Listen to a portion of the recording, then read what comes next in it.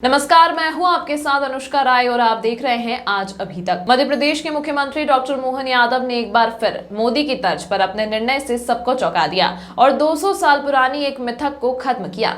जी हां, उज्जैन जो कि एक ऐतिहासिक नगरी है और जिसका जिक्र पुराणों में भी मिलता है, जिसे पूर्व में उज्जैनी और अवंतिका नगरी के नाम से भी जाना जाता था। महान न्यायप्रिय राजा विक्रमादित्य भी उज्जैन के ही राजा थे। उज्जैन के बारे में एक मिथक कहा जाता रहा था कि उज्जैन में कोई भी राजा रात नहीं रुक सकता।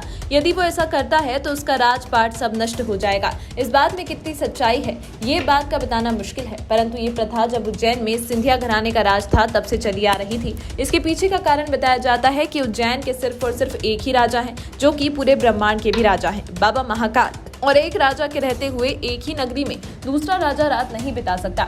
इसी कारण तब से उज्जैन में कोई प्रधानमंत्री या मुख्यमंत्री रात को नहीं रुका, परंतु इस मिथक को मध्य प्रदेश के नए मुख्यमंत्री, जिनका गृह नगर उज्जैन है, उन्होंने तोड़ दिया। इस विषय में उनका कहना है, जो बिल्कुल वास्तविक है, कि बाबा महाकाल तो पूरे ब्रह्मांड के राजा हैं और उनकी इच्छा के बगैर तो पत्ता भी नहीं हिलता। वो हम सब के पालनहार हैं और पिता तुल्य हैं। और एक पिता अपनी संतान का कैसे आहित कर सकता है?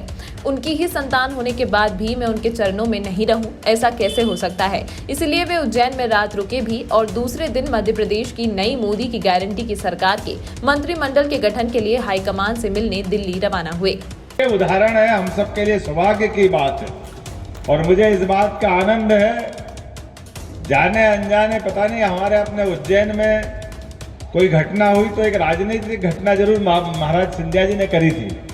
बाबा है ना मौजूद, क्या थी बाबा पॉलिटिकल घटना कि कोई कारण से राजधानी ले जाना थी यहाँ से ग्वालियर।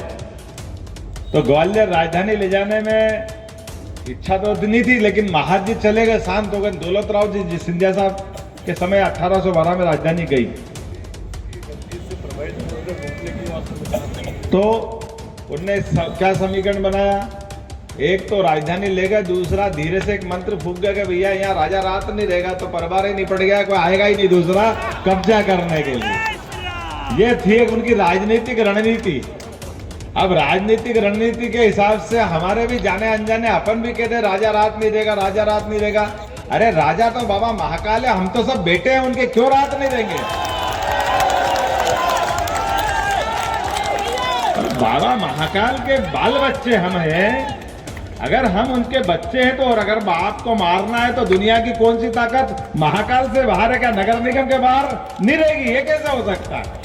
बाबा महाकाल नगर निगम तक ही रहेंगे, ये कौन सी बात? ब्रह्मांड में कहां कोई बच सकता है? बाबा महाकाल ने अगर टेढ़ी निगाह कर ली तो बाबा तो जन्म देने वाले हैं, आशीर्वाद देने वाले हैं। इसलिए बाबा ने कहा डरो मत, तुम्हारे उज्जैन में ही दे देता हूं तो झंझट ही खत्म। हाँ नहीं काय का डर है यार? हमने कहा बाबा को ये लोगों का डर मिटाना है।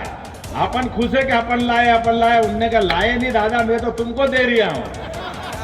तमाम महत्वपूर्ण खबरों के लिए देखते रहिए आज अभी तक।